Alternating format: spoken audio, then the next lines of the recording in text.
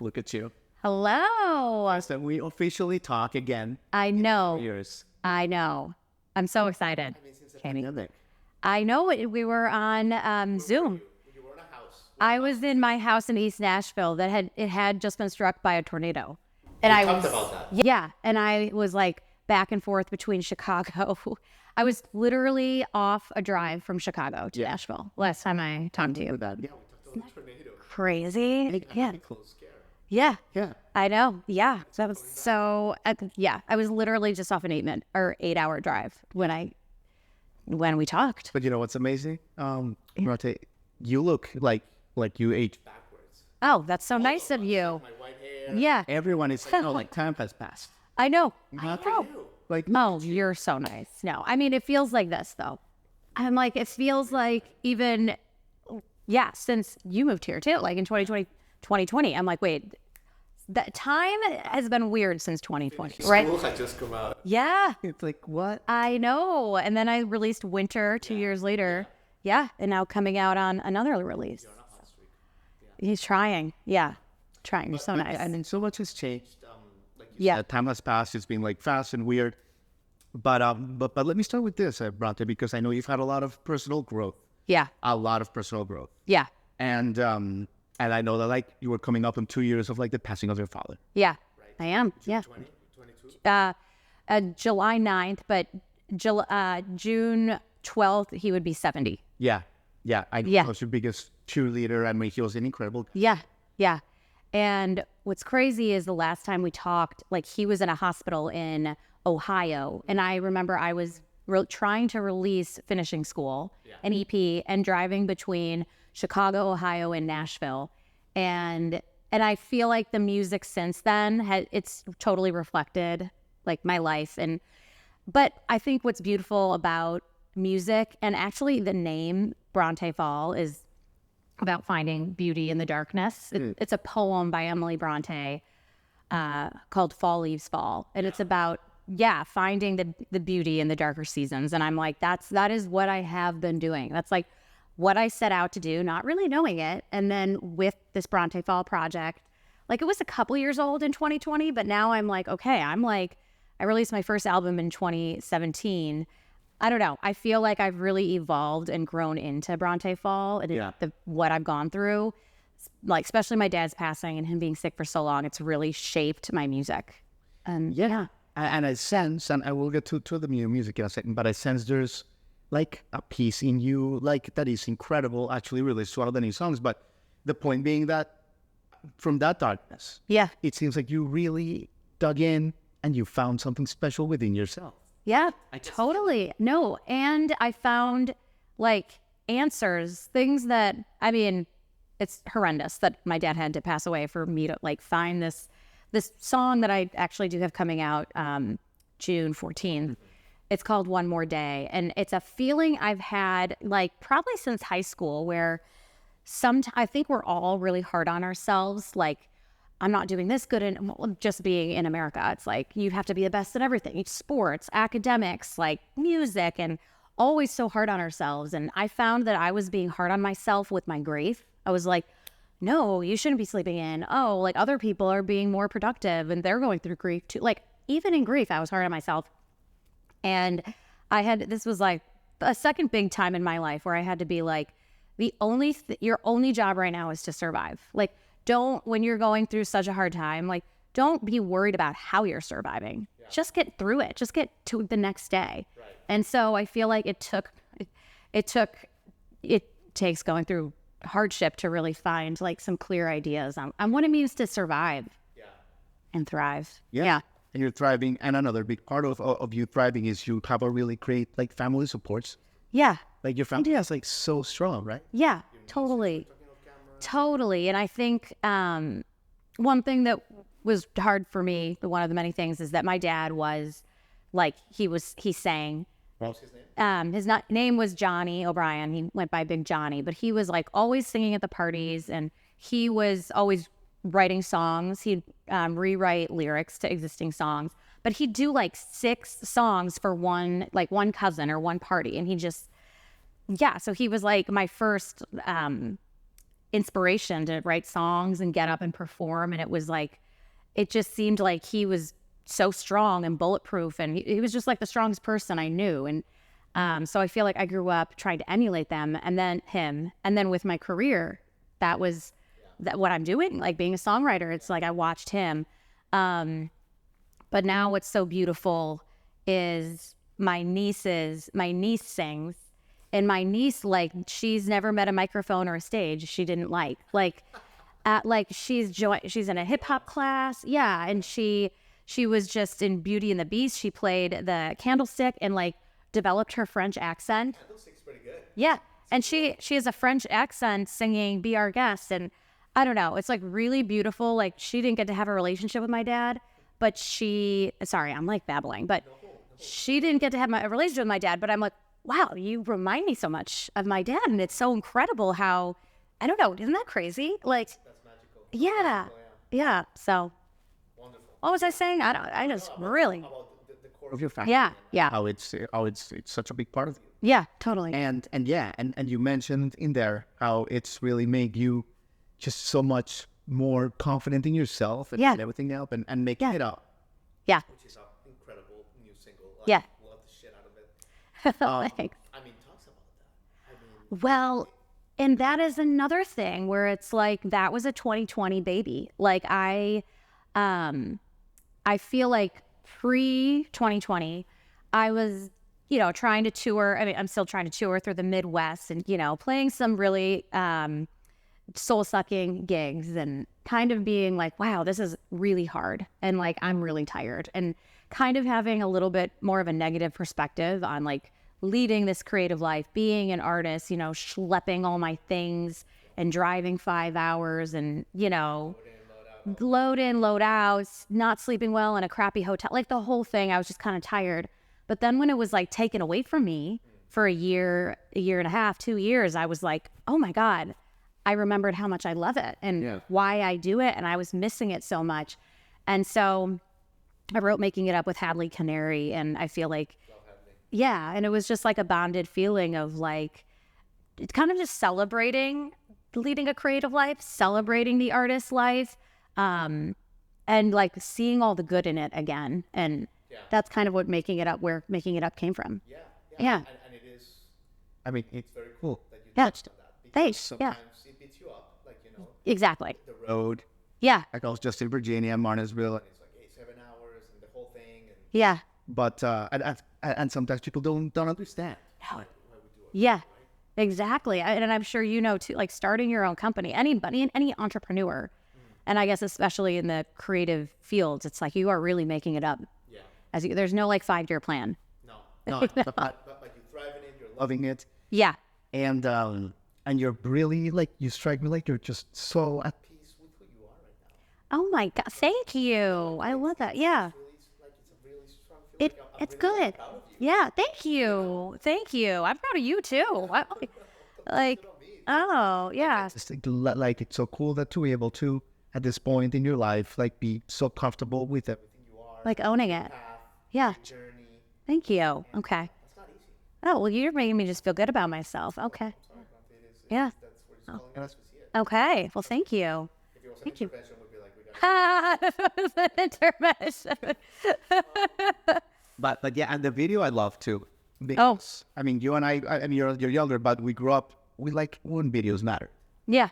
each one. Yeah. MTV, TRL. Yeah. And I hate like that's lost. Yeah. Your Videos are so cool. Like, Oh, thanks. Yeah. obviously, still have like a sweet spot for the videos. Yeah. I think the videos are so fun, and it's fun to, I mean, I got into this for music, but it's another creative outlet that can be very fun. Just planning the outfits and planning the story and painting. Yeah. Oceana, she's such a great videographer. And I was kind of with my little team, Ashley Evans, Oceana, Lena Stone, we kind of, we sort of all came up with the premise together. And that whole process is so fun too. And we did a 90s throwback. Like we wanted it to feel kind of 90s. Yeah, music video. in the best way. Okay, well, perfect. Yeah, happy 90s. Grunge 90s. Like, Yeah, no. Yeah, that's not, grungy is not my vibe, pro. Maybe for the next album. Yeah, maybe. Brontë Fall goes Yeah. I want to get to a new song as well in a second. Yeah. But let me ask you about what you just said, like touring in the Midwest. Like you tour a lot. Yeah. And I love it. Yeah. Like so it's like you love it. Yeah, I do. And I think, Kind of show in Cleveland tomorrow. yeah, You love it. the long drive, the meeting the people and the hang at the venue and the whole experience of getting to the venue, and that makes up for sometimes the hard drive. Or like in February, I played at Southgate House Revival in Cincinnati. I love that venue. Such a great venue. The bartenders were amazing. Like all the people there were just amazing. And I drove in a snowstorm for 6 hours. When was this in early This was in February. It was during That's a tough time. yeah, there was a snowstorm, and I was Do you feel safe? I was scared. I didn't get in a car accident, but if you could believe it, I actually got hit the next day when there was no snowstorm.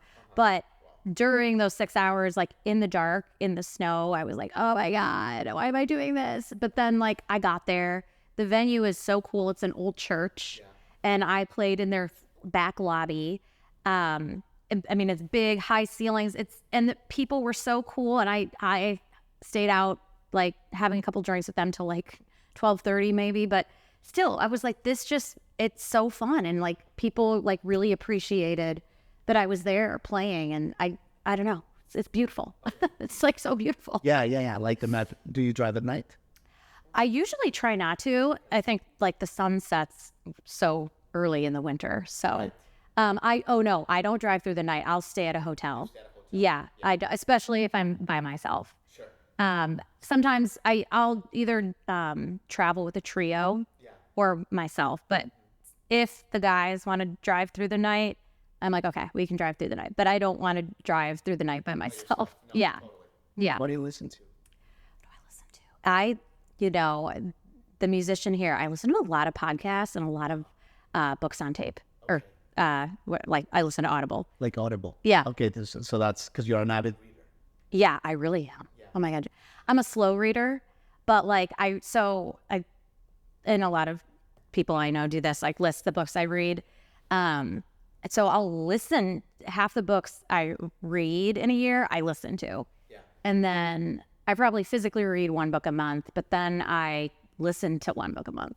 Okay. So that Yeah. counts. That Yeah, right? Yeah. Amazing. I absorb. I probably only, I'm not even like that.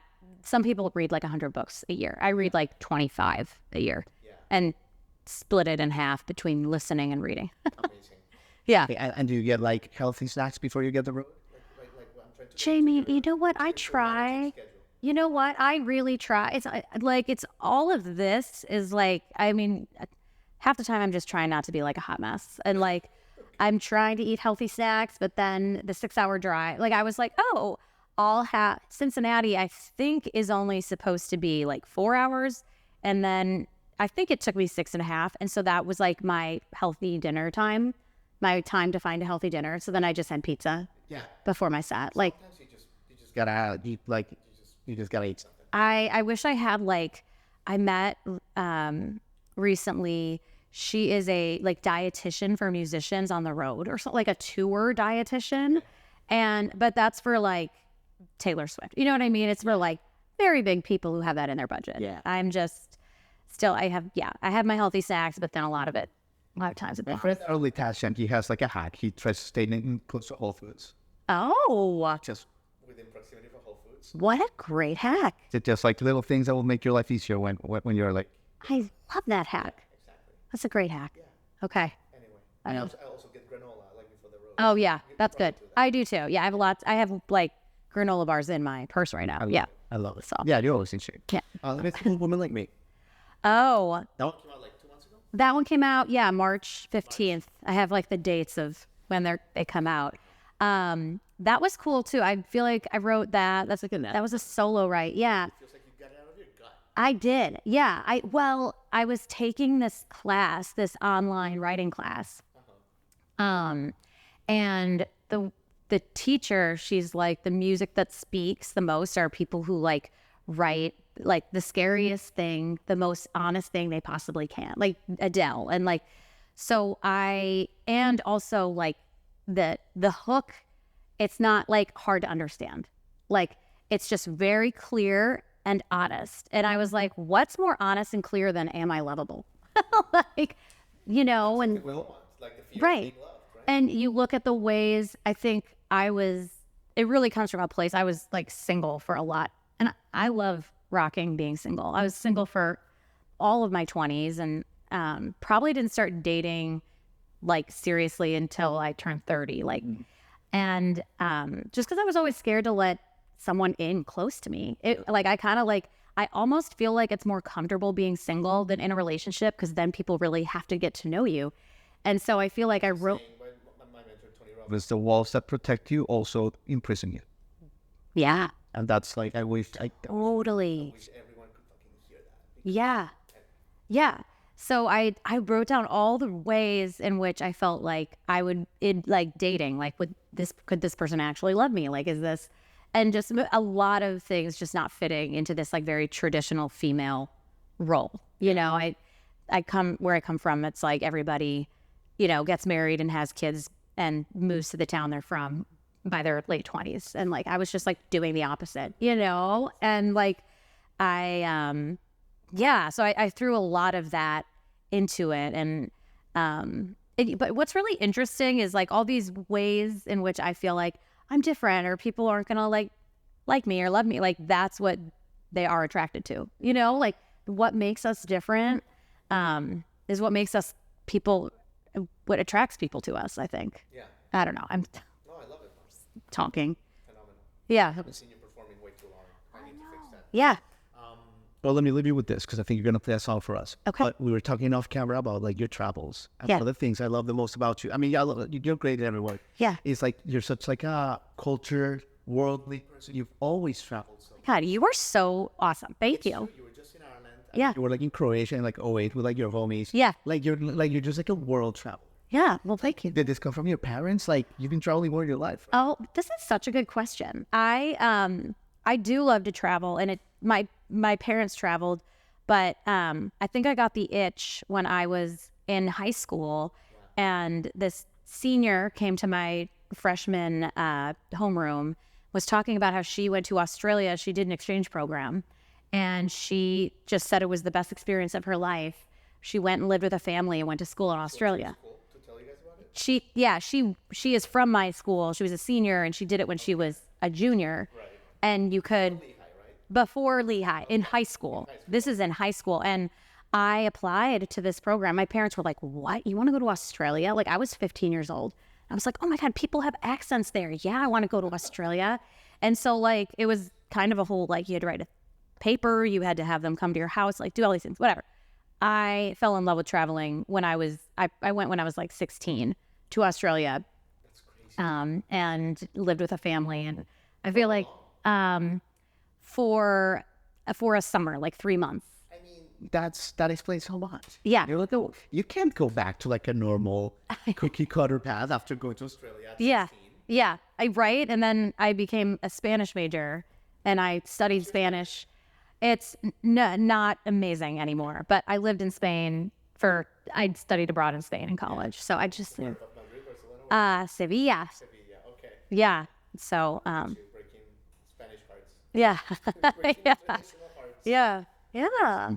Great. And then in Lehigh, you were also like, Well, Lehigh was when I traveled. I lived in Spain. And then, with my friends, we went backpacking when I was in college. We went through Eastern Europe. Yeah. Amazing. I know. I feel like I did a lot of that when I was like, now I just travel through well, I guess I went to Ireland, but I feel like I did a lot of that in high school and college. Oh my God. I hear you now. You're like a little small town. Yeah. Yeah, I'm like that. It's like I know every country, any corner of the country, including some weird places. Places that I never thought I would go. Yeah. Here I am. Yeah. Amazing. Yeah. Gosh, I could talk to you for 17 hours. You're such a like good, awesome person. No, you as well. And yeah.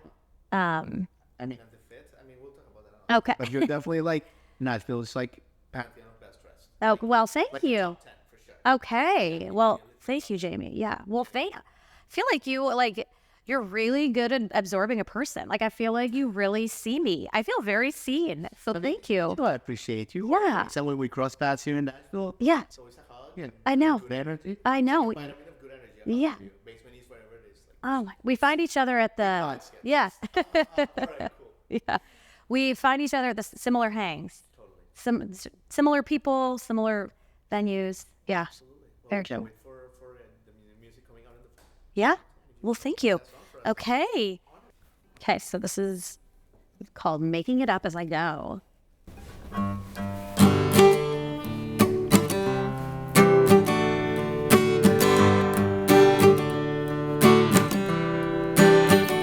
I'm in a musty room that hasn't seen fresh paint in years.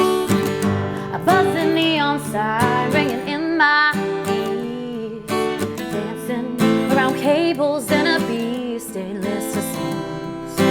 Patrons at tables nod their heads and play along. The tip jar is half full with a 5 that I threw in. I'll give it my all 'cause someone could be listening. I got no idea what tomorrow's gonna be, but I wouldn't change it for anything. Piece by piece I'm creating the life I want. It might not be the right way, but I'm not gonna stop. The road less traveled is the one that I know, and I'm making it up as I go.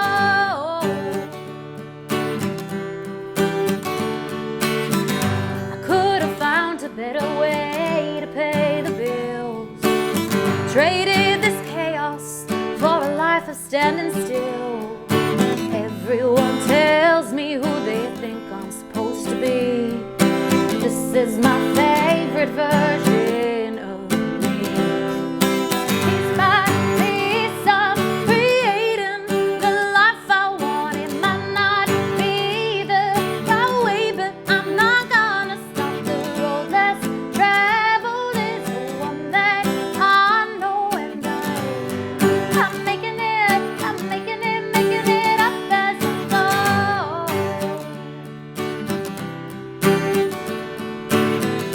And I'm still finding my peace, always learning what happiness means.